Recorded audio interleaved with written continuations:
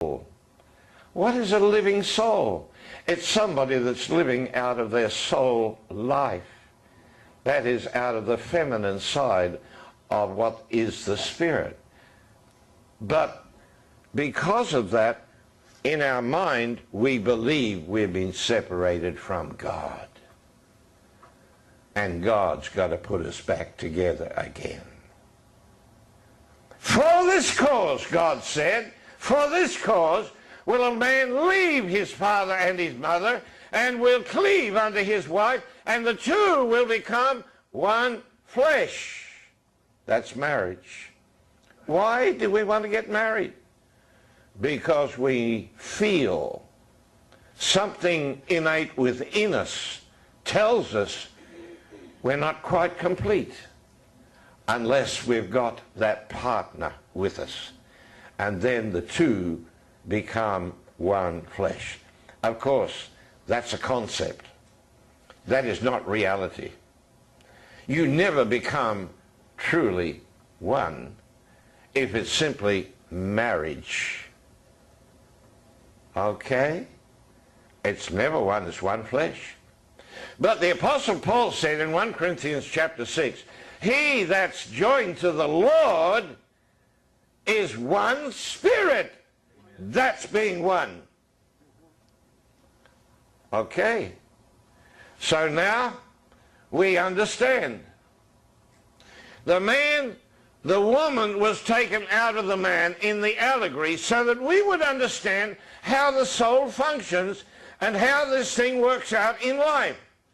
That's the reason why it's put in the Bible as an allegory, so we could understand. So Eve, taken out of Adam, this other part of him, you see, is out there. And what is she doing? Well, she's left Adam. She doesn't need him. Who needs him? You know, I can run this show on my own. I mean, this is okay. I know I can think. I've got a mind. I can think. I can make decisions. I don't need him. You see, that's what every one of us have said. I don't need God. I've got a mind. I can think. I can make decisions. I mean, I can even make money. And that's pretty good in these days. I'm smart, you see, because I can do it. And it wasn't until somebody began to preach to you that you thought it might be a good idea to become a Christian, because, you know, I mean, God's got some good stuff there for you if you can access it all right. You know, if you get sick, then you need somebody to pray for. Well, you need to know God. So you see, there are many, many things why we came to God. But many of us, listen, many of you people have never gone far enough to understand that you are still living out of this outer man, and that you cannot, the outer man cannot become one with God. Why? God never created a living soul. Of course, I'll tell you too, do you want to know this? God never created a woman. You can't show me in the Bible where God created a woman. The taking of the woman out of the man was not a creation. In fact, it wasn't literal at all.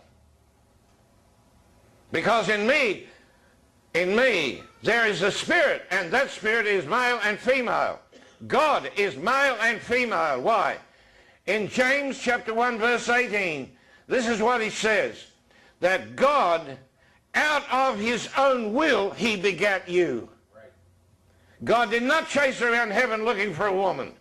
He created you out of himself. He's male and female. Now you can't understand that, can you? You see, because we can only think of procreation from an egg and a sperm. But I want to tell you, you're going to learn before this life is over, you are going to learn that God expects you all to reproduce, but not with an egg and a sperm. And not literally. Not literally, you're hearing me. We're not going into some crazy concept of some birthing like you were birthed in the first place. No, sir. But there is a birthing that every one of you are going to have to be involved in, and that I had to learn before I can even tell you about it. And that is that you've got to do what Mary did, the Virgin, in Luke chapter 1. You thought that she was the only one that had to do that, didn't you? What did she do? Well, she produced that child. She actually birthed Jesus. She birthed Jesus. Think about it. Who was Jesus? He was the body that the Christ dwelt in. Jesus was the outer man. Come on. Jesus was the outer man. In Jesus was the Christ of God. Matthew chapter 16 and verse 13, he said to the disciples, "Who do these people think I am?" They said, "They don't know, Lord. You're a mystery. I mean, you can walk on water." You know, I mean, that's strange. I mean, we don't know who could do that or why you could do that. I mean, you can heal the sick. You can feed 5,000 people with 5 little sandwiches. You know, you're strange. They don't know who you are. They think you might be one of the prophets or something like that. So he turned to the disciples and said, "Who do you think I am? Who do you think I am?" And Peter stood up. Why did Peter answer? Because he had revelation from God. Amen. You see, this was not something his natural mind could have come up with. He could never have known. But he had revelation from God. He's looking into the eyes of a man with a head and a body and 2 arms and 2 legs, and he says, "You are not Jesus, you are the Christ." Amen. And you've got to understand, when you look in that mirror, that is not you. You are the Christ, the Son of the living God.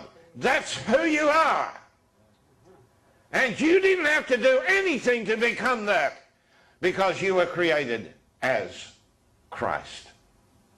Are you hearing this?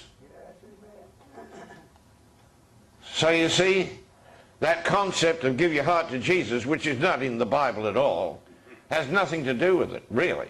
Nothing to do with it. You are Christ today because you were created out of Christ.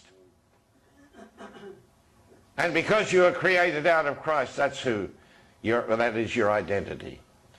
So this is very important. So when that woman was taken out of the man, the woman went out and starts to talk to a snake. And what happens? She is deceived. Because the serpent in the Garden of Eden is this carnal mind. It's not a literal snake. Come on. I know lots of people think it was a literal snake. A talking snake. Boy, if you could get one of those today, you'd make a lot of money, wouldn't you? Come see the talking snake. Have a little conversation with it. Little do they know that every one of you have had conversations with that snake. Amen. Amen. You've all had conversations with it. This carnal mind. And that mind has become deceived. When you are deceived, you never know it. I've been in psychiatric hospitals, you know, and somebody comes along and says, "Who are you?" And I say, "I'm Des Wild." I say, "Who are you?" "Oh, I'm Julius Caesar," or whatever, you know. Why? They don't know who they are. Many times they just don't know who they are. So what happened? Well, this woman, she listened to the serpent. This is a conversation within herself. And the serpent says, "You won't die if you eat the fruit of that tree. In fact, God knows that if you eat the fruit of that tree, your eyes will be open and you will be just so wonderful." And she believed the lie. And of course, she took the fruit. You know the rest of the story. So the living soul can never know God. Every one of us became the living soul. Every person on the face of this earth, men and women, became what Eve is. I want to tell you, you women here today need to hear this. You need to know this.